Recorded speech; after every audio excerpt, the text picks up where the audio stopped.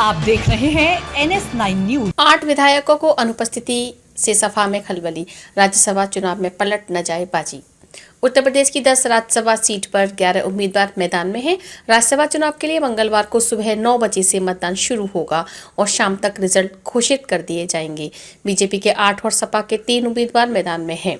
विधायकों की संख्या के आधार पर बीजेपी की 7 और सपा की 2 राज्यसभा सीट पर जीत तय है। इस तरह से 10वीं सीट के लिए बीजेपी और सपा के बीच मुकाबला है, जिसके लिए दोनों पार्टियां जोड़ तोड़ में जुटी हुई हैं। लोकसभा चुनाव से पहले हो रहे राज्यसभा चुनाव के जरिए दोनों ही पार्टियां सियासी संदेश देने की कवायद में हैं।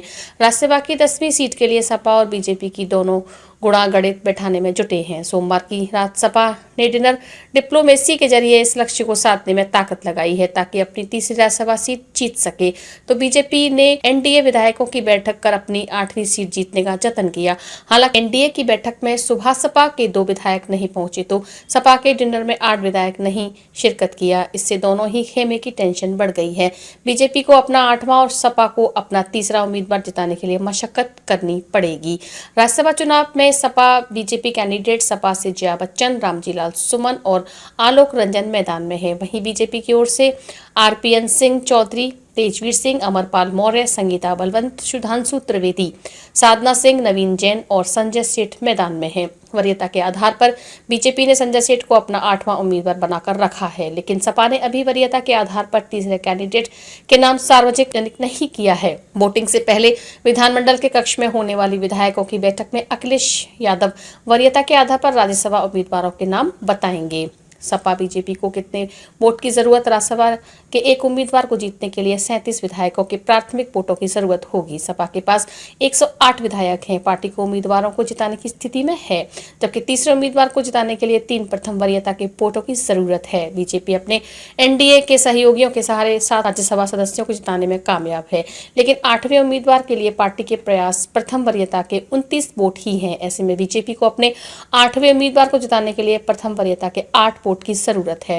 राज्यसभा चुनाव का सियासी समीकरण। राज्यसभा चुनाव में वोटिंग का फॉर्मूला समझ लेते हैं। एक राज्यसभा सीट के लिए यूपी में 37 विधायकों के समर्थन की जरूरत है। यूपी में वैसे तो विधानसभा सीटों की संख्या 403 है, लेकिन मौजूदा समय में 4 सीटें खाली हैं। इस तरह से 399 विधायक हैं। सपा को अपने 3-3 राज्यसभा सीटें जीतने के लिए एक विधायक का समर्थन चाहिए, जबकि बीजेपी को 296 विधायक का वोट की जरूरत है। सपा और बीजेपी दोनों के पास ये नंबर गेम नहीं है, जिसके चलते दोनों की नजर एक दूसरे के विधायकों पर है। दरअसल विधानसभा में बीजेपी के 552 विधायक हैं, जबकि बाकी 34 विधायक उनकी सहयोगी पार्टियां यानी एनडीए के हैं। 2 विधायक राजा भैया की पार्टी जनसत्ता दल के हैं। इसके अलावा 1 विधायक बसपा का है। अगर इन्हें जोड़ते हैं तो फिर बीजेपी के पास 289 विधायकों का समर्थन हो रहा है। बीजेपी को अपने 8वें प्रत्याशी को जिताने के लिए कुल 296 वोट चाहिए, जिसके चलते उनके पास 8 विधायक कम पड़ रहे हैं।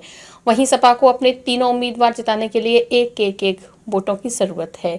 सपा के पास अपने 108 विधायक हैं और कांग्रेस के 2 विधायक हैं। इस तरह से यहां आंकड़ा 110 का पहुंचता है, लेकिन दिक्कत यह है कि इरफान सोलंकी और रमाकांत यादव जेल में होने के चलते वोटिंग में हिस्सा नहीं ले पाएंगे। इस तरह सपा के पास 108 विधायकों का समर्थन ही मिलता दिख रहा है, जिसके चलते उन्हें अपने तीसरे उम्मीदवार को जिताने के लिए 3 अतिरिक्त वोट चाहिए होंगे। सपा के 1 विधायक इंद्रजीत सरोज बीमार हैं, जिसके चलते वो वोटिंग में हिस्सा लेंगे कि नहीं, इस पर संशय है।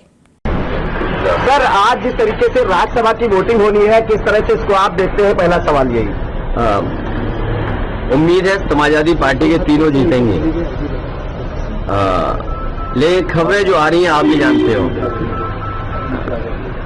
जो दूसरों के लिए कांटा बोते हैं एक दिन उनके लिए भी कांटे मिलते हैं। जो दूसरों के लिए गड्ढे खोदते हैं एक दिन वो खुद भी उस गड्ढे में गिरते हैं। सर, चंडीगढ़ में भी आपने देखा था कि किस तरीके से अधिकारियों से मिलकर के, और बैलेट अगर न होता, सीसीटीवी कैमरे न होते तो शायद परिणाम कुछ और दिखाई देता।